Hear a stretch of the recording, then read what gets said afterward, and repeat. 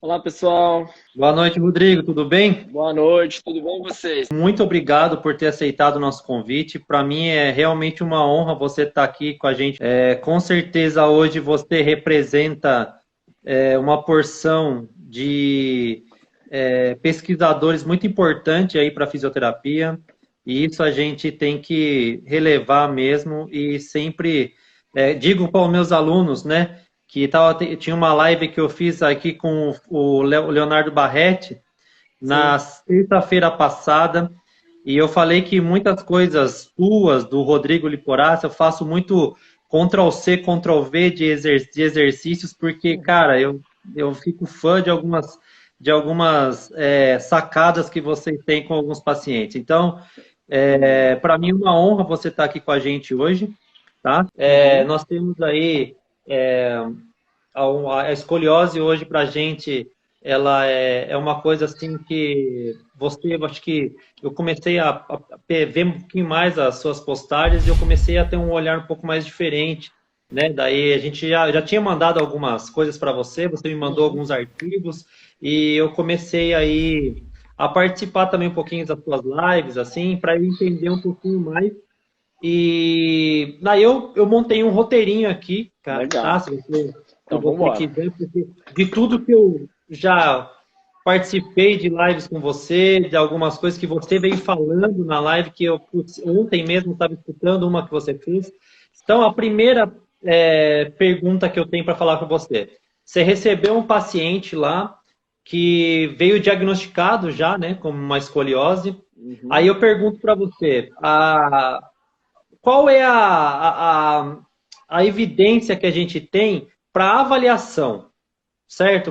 Vou avaliar aquele ângulo de Kobe lá, ele existe, ele não existe, ele é Tá. legal, ele não é legal, entendeu? Então essa é a primeira pergunta que eu ia perguntar para você. Tá bom. Então, sim, o ângulo de Cobb, ele é o padrão ouro de diagnóstico da escoliose. Então, como a gente está falando muito com o acadêmico, a radiografia ela é fundamental para diagnóstico e para acompanhamento da escoliose. Tá? Então, é fundamental que o fisioterapeuta ele peça a cada 6 meses uma radiografia para que a gente tenha um acompanhamento, tanto a primeira avaliação para diagnosticar e mostrar qual é o grau, qual é a indicação de tratamento, qual é a forma que a gente vai agir, e também ela vai nos organizar, vai nos mostrar qual é o curso dessa doença, como que está progredindo esse tratamento. Tá? É muito comum eu receber bastante paciente no meu instituto que ele acabou não fazendo radiografias de acompanhamento. E aí, quando pega uma radiografia depois de 2 anos, a escoliose está muito pior, tá? Mesmo tratando, mesmo fazendo exercícios, claro que daí não são os métodos mais interessantes, mas o paciente piorou, tá? E aí muitas vezes a gente se depara com isso. Então é muito importante. É claro que, por que eu falei a cada 6 meses? Porque existe um risco importante de 4 a 9 vezes a mais nas meninas e nos meninos de riscos de câncer, riscos principalmente de útero, de ovário, de testículo nos meninos, por decorrência da exposição contínua de Uhum. radiação. Então a gente faz o mínimo aceitável e pesa, põe na balança o risco de tudo isso, mas em alguns momentos é fundamental, principalmente nessa fase importante da adolescência, que é onde a escoliose mais aparece. Da sua avaliação física lá no Tá. consultório, o que você preconiza? Tá. Normalmente, a nossa avaliação ela é baseada em alguns princípios, né? Nós fazemos fotos para acompanhamento desse paciente, até para ver o padrão estético, porque o paciente de escoliose, ele tende a mudar muito a postura do tronco dele. Eu não vou falar isso 100% das vezes, mas é muito comum você observar assim, se a gente observar aqui na clínica o paciente está pior esteticamente, normalmente ele vai ter uma curvatura pior lá na frente, no radiografia de 6 meses. Então, se você está tirando foto do seu paciente, vai vendo que ele está mais desalinhado, que ele está esteticamente pior, é um parâmetro importante para você rever os seus exercícios, rever o seu tratamento, uso do colete, para que você consiga mudar o curso desse resultado lá na frente. Então, a gente faz fotos, a gente usa 2 instrumentos validados, muito importantes, que um é o escoliômetro, nada mais é que ele é um nível de pedreiro, como se fosse um nível de pedreiro, tem aquela bolinha que você, Sei. né? Ele Uhum. chama escoliômetro. Você pede o teste de Adams, que é levar o paciente ao solo, e você passa esse escoliômetro nas costas do paciente. Tem também no celular, tá? Para você poder baixar, ele paga, mas ele é validado. E aí, esse escoliômetro ele nos ajuda também a ver a rotação, chama ângulo de rotação de tronco. Também é um parâmetro que a gente faz todos os meses para verificar como é que está o acompanhamento desse paciente. A gente também pensa, se eu vou piorando a minha rotação, isso é um mau sinal. Se eu vou melhorando, é um bom sinal. Tá? A gente vai acompanhando. Um outro instrumento chama inclinômetro, ele ajuda a gente ver de forma clínica como é que está a cifose e a lordose. Tá? Uhum. E aí a gente faz testes, como é que é mais ou menos o nosso trabalho? A gente faz testes específicos de flexibilidade, de força muscular do tronco, abdômen, dos eretores. Nós fazemos testes de movimento mesmo, postura. E aí é como se fosse uma faculdade lá, né? Você tem um monte de matéria. As matérias que esse paciente está indo pior, ou seja, os testes que vão pior, é onde a gente vai trabalhar mais especificamente no nosso tratamento.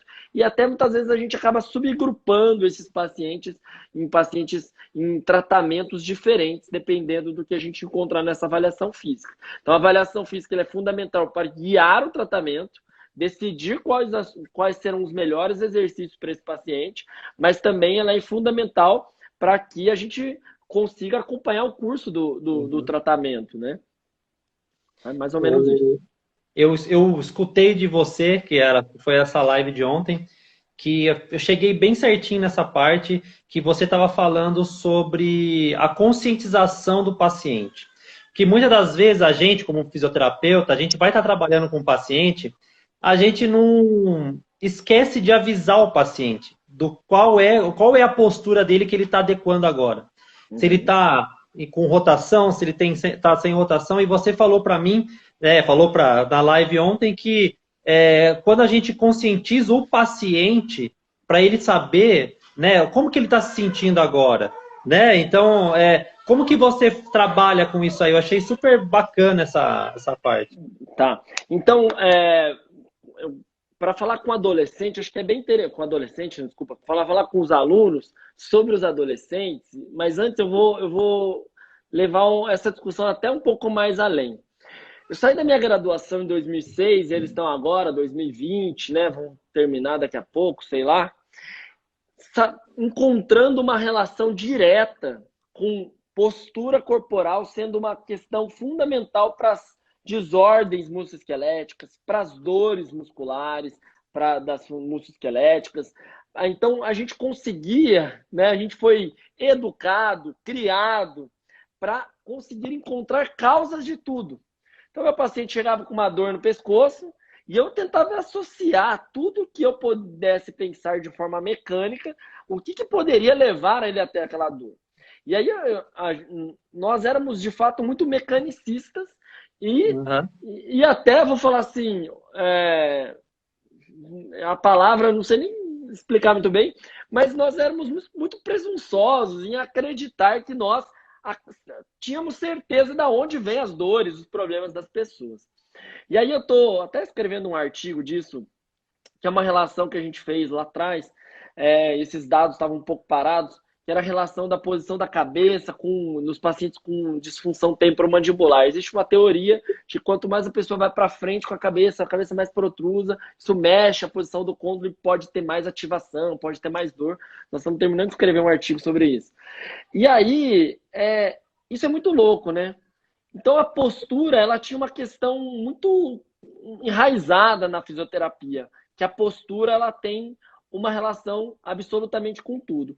Quando a gente fala de deformidade, principalmente a escoliose, né, ou uma hipercifose de Schwermann, essas deformidades mais importantes, a gente tem que pensar que essas deformidades, elas não são algo postural. Elas não são só uma posição que eu que eu fiquei errado ali um pouquinho, e que hoje a ciência tem mostrado que não faz tanta diferença para o meu paciente, né? Para a gente, no geral, se eu estou com a cabeça mais para baixo, mais para cima, isso é meio natural. O movimento parece ser o mais interessante, trocar de posições parece ser mais interessante do que você ficar extremamente reto. E aí, fazendo um pouco dessa introdução, que eu fui um pouco longe, vale pensar que o paciente com escoliose, para que a gente possa mudar o padrão postural, nós precisamos pensar como é que está a organização desse sistema nervoso central. Então, o sistema nervoso central do paciente com deformidade, com escoliose, ele acaba sendo alterado. Existe uma alteração lá do nascimento mesmo, lá no tronco cerebral. Essa é uma das causas dessa tal idiopática, além de genética, hormonal, vitaminótica, vitamina D, etc. Porém, a gente tem pensado, né, que uma vez que tem um problema lá no sistema nervoso central, é ele que faz com que esses músculos e essa posição da coluna não esteja tão adequada, tá? Entendi. Então, o que a gente precisa fazer, respondendo a sua pergunta? A gente precisa informar o nosso paciente, ensinar para o nosso paciente, de fato, o que ele tem.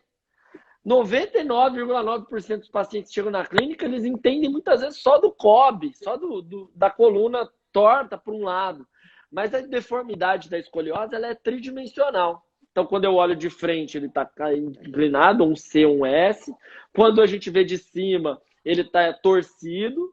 E quando ele está de lado, na maioria das vezes ele está mais retificado, em extensão.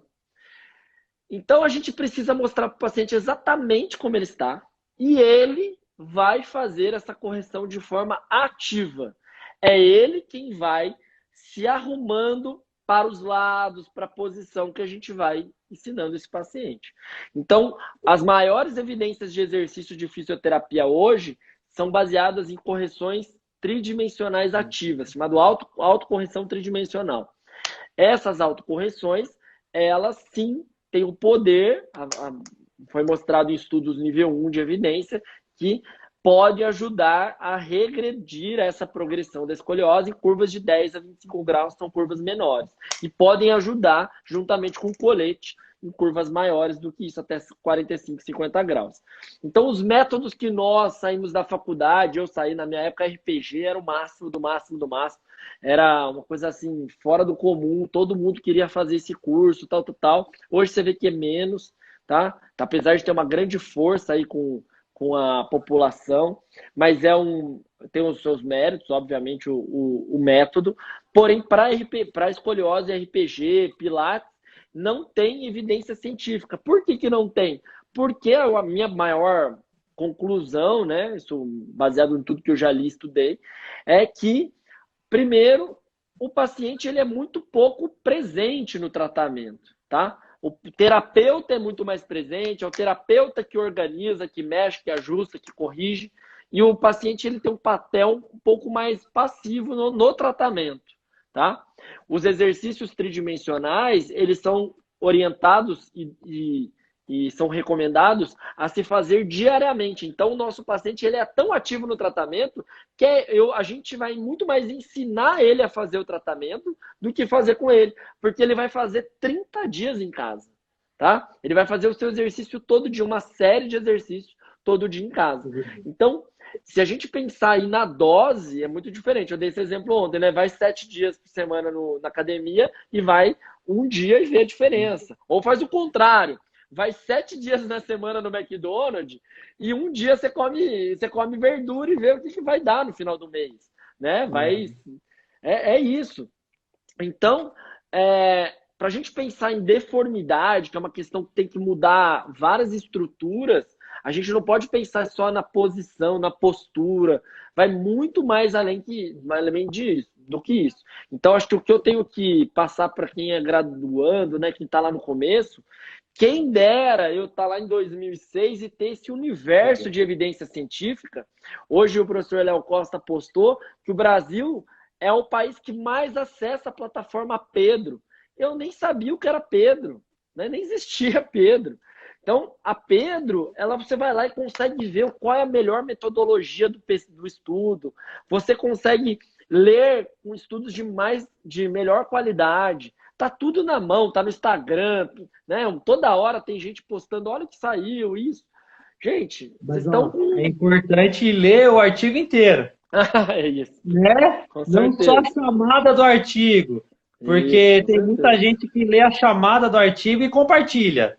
Pô, Sim, falaram que isso aí é bom, então vamos lá, vamos compartilhar. Então, assim, isso. entender, isso é o Léo Costa fala muito disso, ele tem até um curso disso sobre o entender, como você vai ter um aspecto mais crítico para você ler o artigo, né? Uhum. Então, chega de, como é que fala? Chega de alongar o côncavo e fortalecer o convexo, então.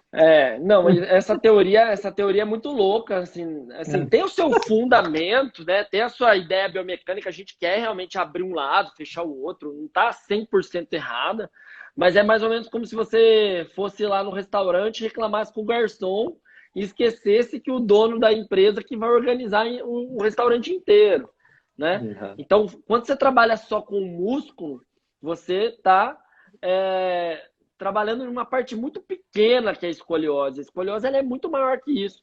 Eu repito, ela é uma deformidade que altera a qualidade óssea. Então, os pacientes com escoliose elas têm uma osteopenia mais precoce, elas têm menos tecido muscular, elas têm uma alteração da imagem corporal, da forma da marcha. Nós submetemos um artigo ontem que a posição do pé deles é diferente. Entendeu? Ninguém Uhum. nunca olhou para o pé do paciente, então nós estamos fazendo um trabalho lá de trás, tentando descrever melhor esse paciente, para depois, talvez, a gente entender ainda mais como intervir nesses pacientes. Tá? Certo. A gente já está muito melhor que 2006, quando eu saí da faculdade, em Com certeza. 2020, porém, a gente ainda sabe muito pouco. Tá? Se a gente olhar Aham. para dor lombar, tem muita coisa, Muito. muita Uhum. coisa. Se olhar para escoliose, ainda tem muita coisa para estudar ainda, tá? Então, assim, ainda. Tá? Legal. Pensando, você falou para mim aspecto estrutural, acho que é o principal aí da, né? Se a gente for Uhum. levar leis de Freire aí, né, que a gente tem inclinação de um lado, rotação do outro, eu posso afirmar que isso aí é verdadeiro, né? Porque se eu É. tenho uma inclinação de um lado, obviamente eu vou ter uma rotação, tá? Isso. Aí eu vou entrar assim, a terapia manual bate muito nisso aí. Certo? E aí, como é que é? Mas terapia manual falando em terapia manipulativa. O Tá. que que você tem? O que que você acha? Eu acho uma Porque, loucura. Eu não, acho uma sim, loucura. porque eu trabalho com terapia manual, certo? Eu Uhum. trabalho com osteopatia, só que eu ainda não consegui ver assim um resultado bacana quando eu faço manipulação, certo? Por quê? Porque eu já pensei em manipular a primeira vértebra que está com desvio, já pensei em manipular a última vértebra que está com desvio, Uhum. já pensei em manipular o ápice do desvio, e eu realmente não tive, e nem falando em aspecto de conforto do paciente, entendeu? Tá. Então, o que que você vê nisso aí? Primeiro, assim, os pacientes com escoliose, eles não têm uma prevalência de dor considerável. Estou falando principalmente dos adolescentes. Sim, assim, dor é uma coisa que a gente precisa investigar mais, mesmo nos adolescentes, apesar do ter uma coisa meio batida que escoliose não dói, mas não, vão ter alguns casos que tudo bem, que tem dor.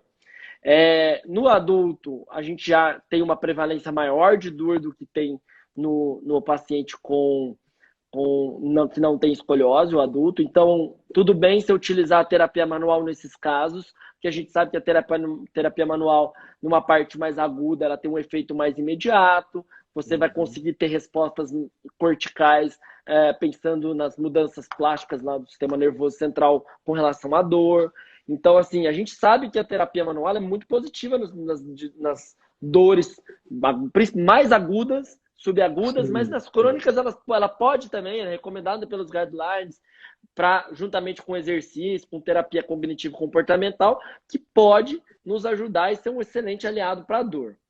Vamos para a escoliose, tá? Vamos para a escoliose. Eu falei, eu acho louco, né? Porque de fato eu acho louco. uma terapia passiva, ela não vai ser capaz de fazer aquele músculo e aquela posição do corpo voltar para sua posição. Então, aquela teoria, né, de colocar a vértebra no lugar, na verdade, ela é ruim para o paciente, na verdade, ela não existe. E mais do que isso é ruim para o paciente, que o paciente tem essa informação negativa de que a minha vértebra está voltando, né? Outra vez eu tive uma discussão numa live com o Rodrigo Vasconcelos, e ele falou que nada mais é que isso é quase um atestado crônico para o paciente lá nos Estados Unidos, mais a quiropraxia, que o paciente tem que ficar voltando no seu consultório de uma forma profilática, que você vai ajustando a coluna dele para o resto da vida, e ele vai ter que ficar te pagando um aluguel ali daquele tratamento pro resto da vida, porque a coluna nunca vai ficar reta, né? Você sempre faz trabalhos profiláticos. E hoje a ciência já sabe que isso não é verdade, que isso não faz muito sentido. Na escoliose, ainda mais, porque se é um problema que está estrutural, né? Ó, qualidade óssea, imagem corporal, posição, o sistema nervoso faz com que os músculos se contraiam de forma diferente.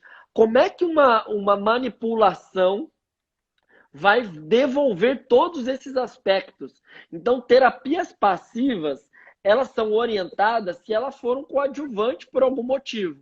Então, vamos lá, eu não vou nem falar da osteopatia, da quiropraxia ou de técnicas manipulativas, mas vamos falar que seu paciente ele é mais rígido, vamos falar que o seu paciente ele tem mais dificuldade de percepção, e você vai trabalhar o Mulligan junto com o movimento, por exemplo, que é uma terapia manual, assistida, vamos falar assim, em prol daquela melhor posição. Isso sim, ou até o Maitland e tal, isso pode ser positivo como uma forma inicial, ou ali pensando na dor, isso tudo é recomendado, porém, o exercício fim, o exercício base, deve ser ativo e deve ser utilizado sem muito a mão do paciente, do terapeuta. Por quê? Porque vale salientar que o paciente deve fazer isso sozinho.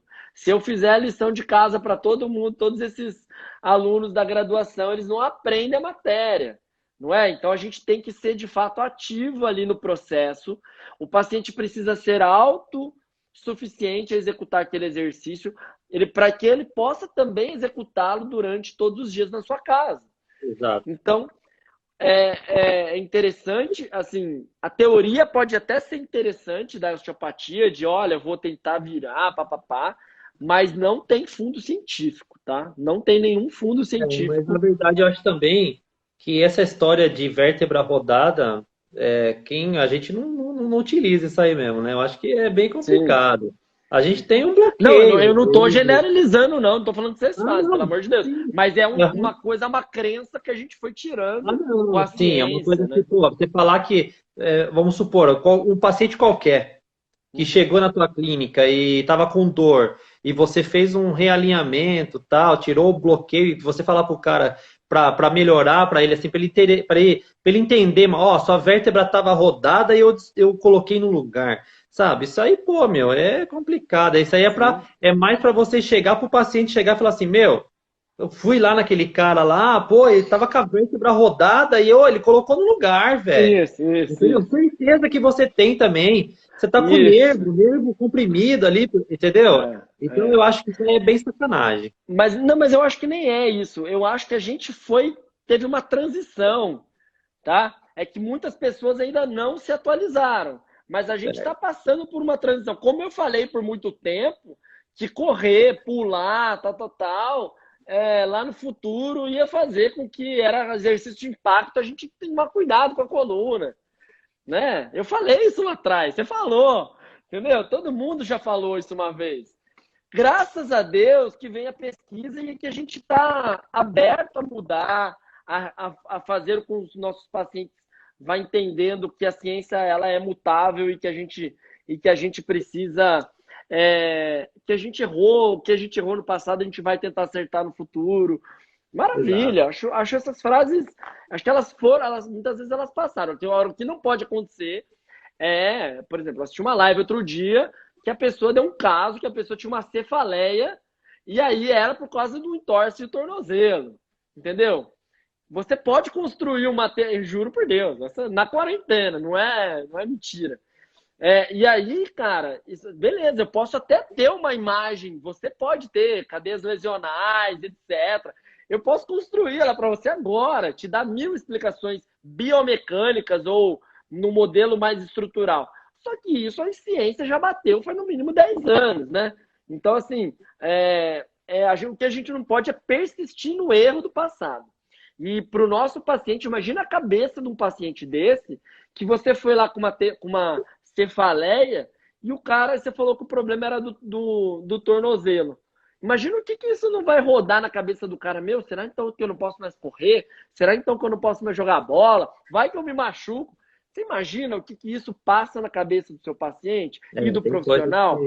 Uhum. Então, nós estamos aqui abrindo, de fato, a cabeça dessas novas gerações, que elas vão sair diferente do que a gente foi. Isso é fato.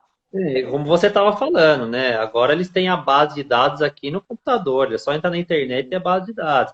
Na minha época, eu me formei em 2004 para 2005, né? Então, o que eu tinha na época, eu entrava na biblioteca. Eu entrava na biblioteca da faculdade e eu tinha acesso ao computador, que era aquele computador de tubo ainda, e você colocava a palavra-chave que você queria. Aí ele te dava o periódico que ele tinha lá, que era tinha um periódico em revista, entendeu? Então a gente só tinha acesso em papel, né? E a gente não tinha acesso aí a essas coisas. Então, pode ter certeza e era mais revistas nacionais, né? Sim, fisioterapia do movimento, fisioterapia da USP, eram essas coisas que vinham mesmo pra gente, exatamente. Bom, então dando continuidade, assim, você falou bastante, eu quero chegar depois no final para você falar do colete, tá? Legal. E eu quero que você fale, então, tem muita gente que utiliza a eletroterapia para gente... Alguém escreveu aqui, era um tormento xerocá, era mesmo, né? Você fazia uns bolos assim e levava para casa um peso danado. E fora o salário, eu fiz Unimap, cara. O cara lá da faculdade do CA lá ganhava muito dinheiro em cima da gente, cara, porque era muito doido. Mas então, a eletroterapia tem evidência, né? Falando em eletroestimulação, como é que é? Eu consigo trabalhar a musculatura, por exemplo, assim, normalmente a gente tem uma musculatura um pouco mais adormecida dessa parte, porque não te utiliza. Eu consigo estimular a unidade motora, para a gente tentar uma melhor qualidade de exercício depois. Como é que é? Tá. Na verdade, tem revisão sistemática mostrando que os exercícios eles são melhores do que a eletroestimulação.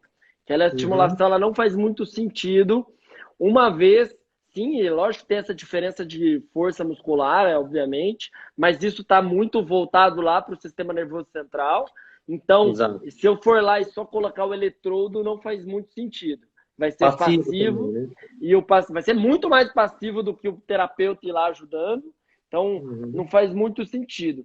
E até se eu coloco isso lá no meu curso, e é uma bagunça, tá? E se eu perguntar para 60 pessoas que estão aqui agora, que lado que você colocaria o eletrodo, cada um vai ter uma teoria diferente. E os estudos são um pouco controversos, tá? Já existe, depende do tamanho da curvatura, encontra até maior ativação dos lados contrários.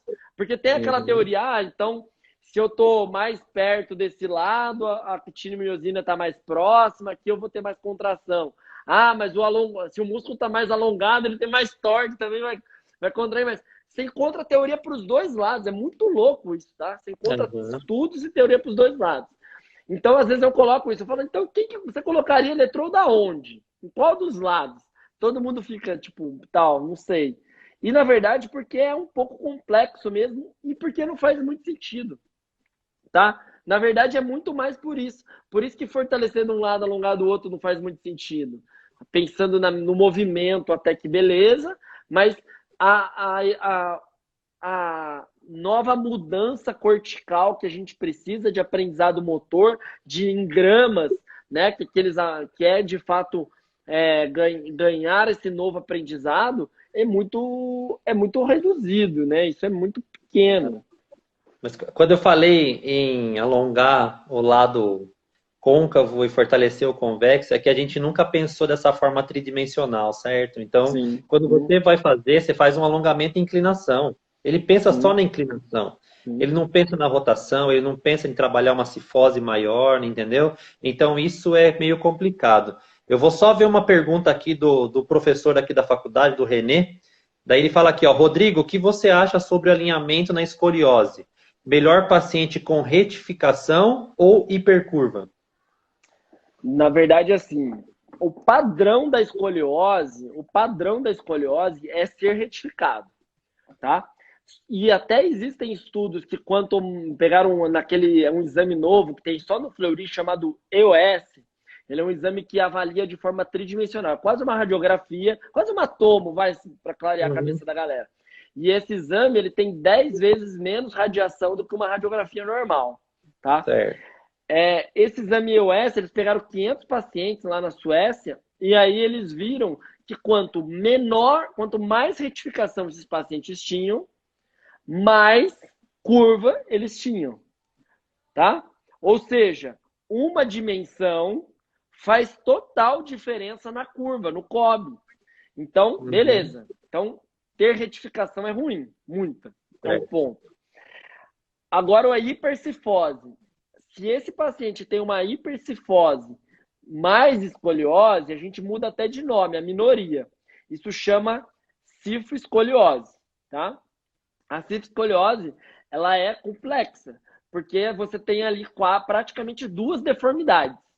A hipercifose é uma deformidade e a Sim. escoliose é uma outra deformidade. Elas tendem a ser mais graves ainda, elas tendem a ter um prognóstico pior ainda, tá? E aí a nossa estratégia também é totalmente diferente. As posições biomecânicas, os exercícios corretivos, né? O que eu posso para um lado, eu não posso para o outro e vice-versa.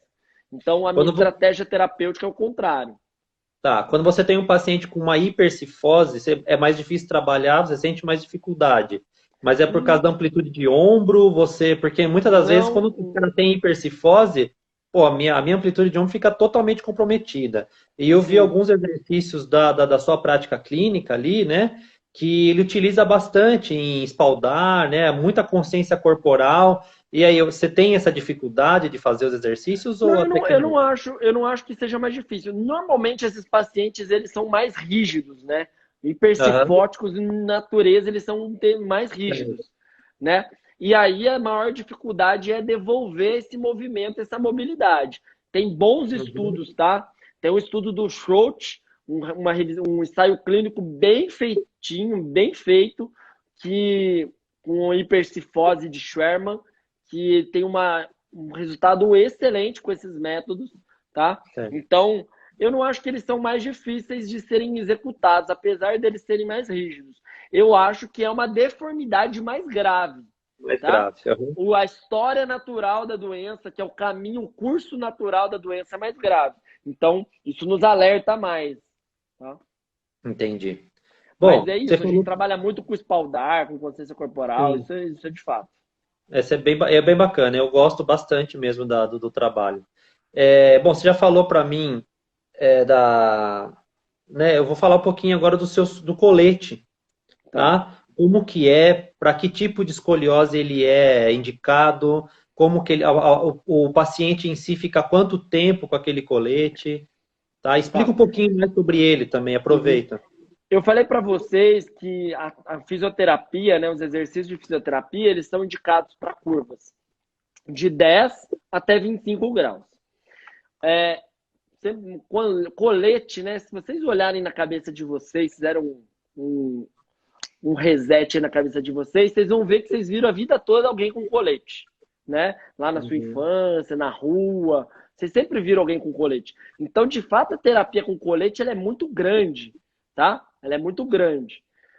Ela é muito antiga, né? Muito vasta, muito antiga. Porém, o primeiro estudo que bateu o martelo que colete funciona para escoliose foi em 2013. Meu, 2013, tá aí, ontem, se era formado, era formado. Tá há algum tempo já. Então, você ter noção como a escoliose, o tratamento da escoliose foi evoluindo, principalmente o conservador, foi aparecendo, as pesquisas Exato. de alta qualidade, tudo. Esse ensaio clínico é um ensaio pragmático, né? Ele é um multicêntrico, randomizado. E aí, olha que louco. Eles pegaram e acompanharam os pacientes e em curvas de 20 a 40 graus tem de 72 a 75% de chance de segurar a progressão nos pacientes que usaram colete por mais de 18 horas. Acima de 18 horas que o colete começa a funcionar. A gente recomenda full time, 23 horas, tá? O máximo possível. E olha que louco isso. O grupo que não fez intervenção, ele estava tão pior do que quem usou colete que o ensaio clínico parou no meio, porque você não podia deixar aquelas pessoas piorarem tanto. E aí todo mundo começou a usar colete. Olha, você ter noção da proporção que o colete faz de diferença na vida das pessoas, tá? E aí, por muito tempo, usou colete muito ruim, né? Usava o colete de Milwaukee. A gente estava falando da extensão, o colete do Milwaukee, ele tende a fazer mais extensão nesses pacientes, tá? Os adolescentes não querem mais usar. E lá em 1945, se o seu pai mandasse você usar, você era obrigado a usar. Em 2020, a gente já tem mais diálogo, é mais difícil você convencer um adolescente a usar. Concorda? Então, esses tratamentos, esses coletes foram se modernizando. Depois veio o colete de Boston, ele é um colete interessante. Porém, o colete de Boston, ele tem a sua vantagem, ele é um colete que ele é aceito na literatura, mas no Brasil a gente tem um pouco de problema, porque tem uma área que a fisioterapia não quer, ninguém gosta de estudar, chama prótese e órtese, tá? Ninguém gosta, nem de quem dá aula não gosta também, eu sei. Você dá essa aula, não? Não. Tá, então Mas o meu professor de prótese e órtese, ele tá com um projetinho aí já de trabalhar 3D, sabe? Então, assim, ele já tem um protótipo bem legal, entendeu? Então, o Diego, nosso professor aí, ele curte essa área. Isso é E ele é importante. uma área que ele está pegando para substituir as órteses engessadas. Legal, entendeu? legal. Órtese engessada para escoliose, você fala ainda? Não. Para tudo. Órtese atleta, entendeu? Legal. Entendeu? Tá. É uma área que a fisioterapia não quis pegar e é uma área que, na verdade, ela é um técnico, tá? Ela é técnico. Hoje no Brasil é uma profissão técnica. E aí, sem desmerecer a profissão, uma profissão super linda, difícil de fazer, porém falta estudo, falta pesquisa. A gente vê que a fisioterapia está engatinhando em pesquisa, em estudo. No Brasil, uma profissão técnica mais ainda, né? E aí, como fora do país, essas pesquisas lá são profissões regulamentadas, tudo, a fisioterapia, muitas profissões, né, próteses, juntamente com fisioterapeutas, foram desenvolvendo tecnologias para auxiliar na confecção dessas órteses, tá? Certo. E aí, hoje, a gente, no nosso instituto, pioneiro pra caramba, juntamente com o nosso parceiro em Belo Horizonte, o Shopping Ortopédico, a gente escaneia o meu paciente inteiro com um scanner acoplado no iPad, a gente escaneia o corpo do paciente 360 graus, nós mandamos ele para um sistema, a gente classifica a curva, então são 9 tipos de classificação de curva. Dentre essas classificações, nós escolhemos qual é o modelo ideal baseado na curva do Rigo-Chanot, o Rigo que classifica, uma classificação validada. E aí a gente faz correções dentro de um software e projeta o colete com as suas pressões ali, tudo certinho. E depois isso vai para o robô, e o robô praticamente faz uma fresa e ele molda esse colete. Tá? E depois o ajuste é feito no corpo do paciente. A tecnologia ela veio para ajudar. Então, assim, não existem estudos muito claros de que, feito lá fora, que os coletes são feitos por software, eles são melhores do que os coletes feitos na mão, porém, ajuda muito. Então, ainda mais quando você trabalha com pessoas que não têm um raciocínio tão tridimensional na cabeça do que escoliose e tudo, isso vai te ajudar a ter um colete mais corretivo. Tá, se eu for pensar, por exemplo, assim, ó, eu vou fazer uma analogia e você pode falar, nada a ver, tá? É porque eu não trabalho com colete e eu estou iniciando agora essa vivência. Por exemplo, eu vou tomar uma decisão que tenha lá, antigamente trabalhava com esporte, então quando eu me formei, o médico já, quando o cara tinha um entorse de joelho, por exemplo, ele mandava usar o brace. Tá. Totalmente contraindicado, porque Aham. eu tinha uma inatividade de angulação, primeiro, e eu tinha uma inatividade, segundo, da musculatura, que ela ficava Sim. totalmente. E aí, quando eu precisava dela para melhorar a qualidade da recuperação, era onde realmente eu tinha mais falseio ainda naquele joelho. Pensando no colete, a minha atividade muscular, ela consegue se manter? Ou eu tenho uma inatividade da musculatura do mesmo jeito? Então isso é muito interessante, né? Porque daí você vai ouvir gente, sempre alguém falando, em fisioterapeuta, falando assim: ah, mas colete eu não vou indicar, porque colete piora a musculatura, o paciente enfraquece. Tá? Essa é a frase clichê. Essa é a primeira coisa que eu pensei quando eu vi você colocar o negócio de colete. Tá, Então, por isso que eu estou tá, perguntando isso para você. legal. Porém, a história natural da escoliose, o mais importante é primeiro evitar a progressão da curva. Tá? Esse é o Certo. primeiro ponto. A escoliose ela é traiçoeira, cara. Ela vai aumentando, vai aumentando, vai aumentando. E aí vai chegar numa hora que tem que fazer uma cirurgia acima de 50 graus. Então, a Uhum. primeira coisa, existem estudos de excelente qualidade comprovando que colete funciona e que consegue figurar essa progressão. Esse é o primeiro ponto. E aí veio a sociedade, os guidelines, as diretrizes e falaram assim: tudo bem, colete sim funciona. Porém, agora já tem estudos mostrando que colete mais a fisioterapia você consegue ser melhor do que só usar o colete. Tá? Certo. Ou seja, eu estou pensando em duas coisas. Eu estou pensando sim na progressão, mas eu estou pensando na atividade muscular, no movimento, no sistema nervoso central, na propriocepção, na imagem corporal. É isso que é ser fisioterapeuta, é isso que é fazer um tratamento completo, né? O colete, na verdade, ele vai evitar uma força contrária, por exemplo, de aumentar aquela angulação e você está impedindo que aquilo aumente e o exercício daí vem para Sim. tentar, né? Tá. O colete ele tem uma função de tentar estruturar de alguma maneira o sistema nervoso central para aquela árvore, para aquele Certo, prédio certo. crescer retinho, né? Certo. Só para Uhum. você ter uma noção, muito utilizado em gesso, em criança, no SUS, por exemplo. Vai lá uma Uhum. menininho com uma escoliose precoce, né? Essas escolioses muito precoces, e aí ingessa a criança, tá? Para que ela fique naquela coluna, fique naquela posição. E mais louco que você imagina, tem muita criança que tem resultado. Por quê? Porque de alguma maneira da plasticidade, o sistema nervoso entendeu que a coluna não é para ficar assim, é para ficar assim, e beleza, e melhora, e depois tira o gesso e vai fazendo exercício, e volta, fisioterapia, né, etc. Mas o foco é sistema nervoso central. O foco é, de alguma maneira, organizar aquilo e mostrar para o cérebro que o cérebro está meio desorganizado, o que é o reto, tá? E aí a fisioterapia faz o resto. A fisioterapia ela vai avaliar e entender o que esse meu paciente precisa além disso. Então é altamente recomendado exercícios para os nossos pacientes. É altamente recomendado. Por muito tempo você ouve médico falando, ó, não pode pular, não pode cair, não pode fazer educação física, não pode fazer aquilo, fisioterapeuta. E isso é um erro, porque aí sim eu faço um rebote maior. Né? Eu diminuo as habilidades desse meu paciente, que é naquela hora importante da habilidade neuropsicomotora dos meus pacientes.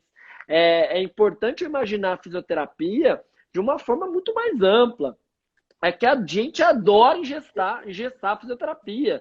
Pegar tudo que a fisioterapia faz e jogar dentro de um cursinho, de um método e chamar de meu. Né? E falar que eu faço só isso. Eu só faço esse curso e esse método. E é muito pobrinho fazer isso. Eu, no meu trabalho hoje, eu uso neuro, eu uso prótese órtese, eu uso ortopedia musculoesquelética, uso terapia manual, uso exercício terapêutico, né? Então, assim, eu uso uma infinidade de informações. Muitas vezes eu uso uma palmilha quando precisa. É isso que é ser fisioterapeuta. É isso que os alunos têm que entender, que é didático o aprendizado importante. Degrauzinho por degrauzinho, se somando. Mas quanto mais global você... Lógico que você pode tratar coisas específicas. Não dá para eu amanhã ir lá cuidar de Covid no respirador, nem sei. Mas não tem como o cara do Covid lá no hospital esquecer que ele tem que deambular o paciente precoce, que ele tem que mobilizar as articulações, que ele tem que. Não é? Então, olha como o ser humano, ele não é dividido. E para finalizar, então, Rodrigo, antes de eu me despedir de você, você tem alguma base de exercício que você pode falar? Porque os outros pessoal também está perguntando bastante sobre exercícios aqui. Se Como você tem assim? como você não classificar os seus exercícios, mas tentar dar uma luz aí para o É, pessoal. eu vi que teve gente que perguntou do RPG mais uma vez, né? Perguntou se Ele o queria saber RPG, qual que é a evidência do RPG. o Jorge Fizio, né? Na Uhum. verdade, assim, a gente tem, se você entrar no PubMed tem 3 estudos. 3. 2 são transversais de avaliação, que pegaram por análise de computador e viram como é que era o exercício de RPG, o que ele fazia de correção. Então, ou seja, Não eles foi não entram, aplicado. não foi aplicado para paciente. É um tratamento de um estudo de caso. Tá? Então, assim, o que a gente tem hoje no mundo? Não só no PubMed, no mundo. 5 estudos. 2 são transversais. Esquece. Não é paciente, não dá. Pode ser um começo, mas não é. É foi minha banca do mestrado, doutora Amélia Pascoal Marques, aquela do livro de goniometria que os Sim. alunos Uhum. conhecem. Ela fez um estudo de caso em 1996, tá? Você já era nascido, eu também, mas muito daqui não sei se era. 1996. Foi o primeiro estudo. Depois a gente teve um outro estudo que trabalhou com escoliose, que eles chamam de não estrutural, que é uma escoliose mais postural, não é uma escoliose tridimensional, igual a gente está falando. 10 pacientes, 10 e 10, ou seja, 20 pacientes. Um grupo fez RPG para escoliose postural, o outro grupo não fez nada e mostrou que o RPG pode ser legal. Tá? Uhum. 10 pacientes, repito, um N baixíssimo, não dá para concluir muita coisa. Em 3 meses, isso. E um outro estudo que acompanhou um paciente por um ano, estudo de caso. Ou seja, não tem nada, não tem Nada evidência nenhuma, não tem relevante. nada. Então, assim, hoje, em 2020, a gente não deve utilizar RPG na prática clínica para escoliose até ser testado, tá? Nós estamos na época de Covid, a época de Covid é isso, a gente está entendendo que é ciência, não pode usar um remédio se não foi testado. Na fisioterapia a gente deveria ser assim, mas infelizmente a Exato. gente não é, tá? E aí, o que a gente tem de estudos relevantes, eu estou terminando minha revisão sistemática, que é do meu doutorado, a gente pegou 18 estudos, dentre eles tem 2 métodos que foi onde eu me formei, um eu fiz na Itália, outro eu fiz em Hong Kong e nos Estados Unidos. Os estudos que mais têm evidência científica chama CIAS e SHROUT. São os exercícios que, se você precisar buscar, são esses. Hoje eu tenho um compilado no meu curso, eu uso um pouco de tudo. Quem sabe no futuro a gente vai ser uma escola mesmo de pesquisa, é o que a gente está trabalhando para isso. Nós do Escoliose Brasil, e hoje eu não sei diferenciar mais o que eu uso. Hoje eu já uso muita coisa do que é meu junto, e a gente está tentando em breve começar um ensaio clínico baseado nesses raciocínios. Tá? Então tá Certo. bem legal. O que a gente está fazendo já é Não, muito legal, diferente legal. do que se É, faz lá fora. para quem quiser ideias de exercícios, gente, né? É difícil a gente ficar falando de Na verdade, exercício, não mas existe uma ideia de exercício, porque a gente tem que ter o padrão, a gente precisa ver o padrão você do tem que paciente. avaliar o paciente. Não Cada existe receita paciente é de bolo na diferente. escoliose. Não existe. É Não diferente, existe. cada paciente tem uma. O exercício, às vezes, ele tem pacientes iguais, o exercício não vai servir para esses dois tipos de paciente, né? Entendeu? Eu recomendo, né? Se eu fosse fazer hoje, não fazendo jabá, porque ele não pediu isso para mim, mas eu recomendo fazer o curso. Então, Olha acho que é lá, muito mais fácil, né? Roberto fez meu aluno lá do Rio de Janeiro. Roberto é excelente na área de esporte. Falou a mesma coisa. Eu É isso aí. recomendo fazer o curso, porque é difícil Legal. a gente ter alguma, né? A última pergunta do Renê, você tem 2 minutinhos para responder. Você acredita que receptores como o manducatório têm influência na escoliose?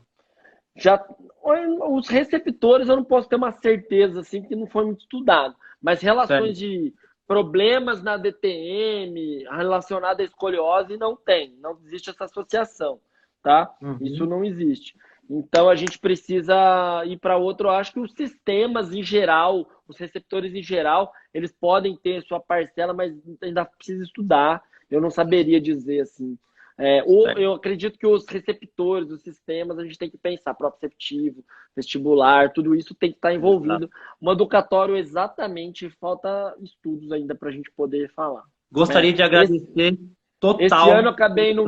Esse ano acabou não tendo nenhum curso presencial, só o online, que é o mesmo curso gravado, né? Com aulas ao vivo. E aí, por causa da pandemia, tá tudo muito incerto, a gente não sabe o que vai ser. É bem difícil. Mas agradeço demais, Rodrigo, agradeço a sua disponibilidade. Você é um cara muito bacana, cara, entendeu?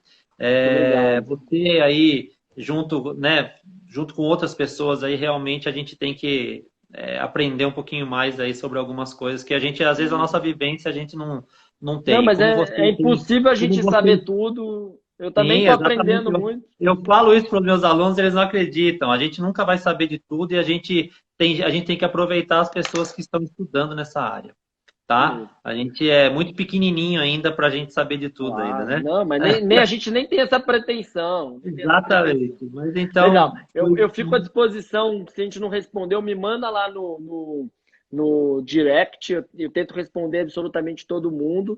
E quem quiser se aprofundar e mergulhar na escoliose, aí precisa realmente estudar, e se dedicar, e fazer curso, etc. Eu estou à disposição para ajudar nessa com certeza. Tá bom? Grande abraço aí para todos vocês.